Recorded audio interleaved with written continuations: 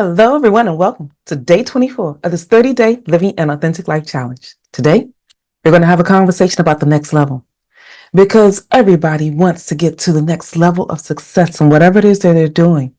But most of the time, we have difficulty reaching that because you're simply going through the motions. There are things that you often have, and especially in this day and age where we have artificial intelligence, making it a little bit easier. And I have nothing against artificial intelligence because it has its place as a support tool.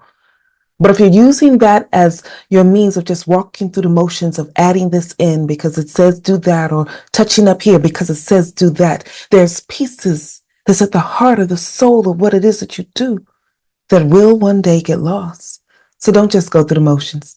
If you believe in something, then your actions should reflect it. And if it's something that you're teaching that you feel was birthed in the midst of your being to give to the world, then let your being still be placed in it. When you are writing things out or sharing things, they're often what we are trying not to do in this day and age is sacrifice. There is often a sacrifice that needs to take place, a sacrifice of your time, a sacrifice of your creativity while you're sitting in the pause. I am watching as we go through several different things in our world where there's people that want to step out in some elements, but they're not truly letting their outside elements reflect what's internally inside of their being. So when we're walking through our artificial intelligence, don't let your intelligence get lost in the shuffle of just going through the motions because this is what society says now to do. If you ever look back through history, there's always been something that somebody was told to do because everybody else did it. And a lot of the times the masses are doing what everybody else does because they're afraid. There is something that you're going to have to decide to just step out despite the fear. Now, I'm not saying that you're not going to be afraid while you're walking through the storms, while you're trying to reach that next level of success. I'm reminded of a story of Peter. A lot of people have heard the story about Peter walking on water.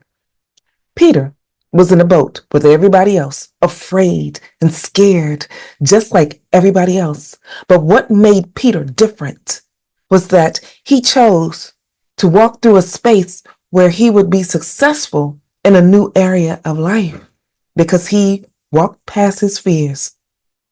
But what helped him be recognized more than the other apostles, I can't remember what's the best term, was that he focused on God. If you focus on Jesus, he'll get you through the storms and let you walk on water. Your next level of success will be you just walking past the fear that you often have. And it's not that you didn't have a previous success factor because Peter was successful in his past. He was a fisherman. He had a lucrative fisherman business. But what he did not have was that next level faith that he wanted to have in the process. That took him making a decision. Hey, I'm going to do this despite how I feel, despite the fear, and it wasn't what everybody else was doing. Your next level to get to where you're trying to go, even though we have simplicities here, there's still fear that people are wandering in. So they're letting the artificial intelligence take over. Now, let your intelligence, the thing that's birthed inside of you, spring forth. Use the tools because they're great tools. But what I'm finding is that a lot of people are getting lost. The pieces that make you uniquely you. One of the reasons why people are so enamored with Peter was so flawed. Out of all of the apostles, he's one of my favorite because he is more like us. Broken, flawed. He said things that he should not have said. He did stuff he should not have done. And when he was committed, in his heart, he really was. And fear still took him out. But he got back up. He decided to trust.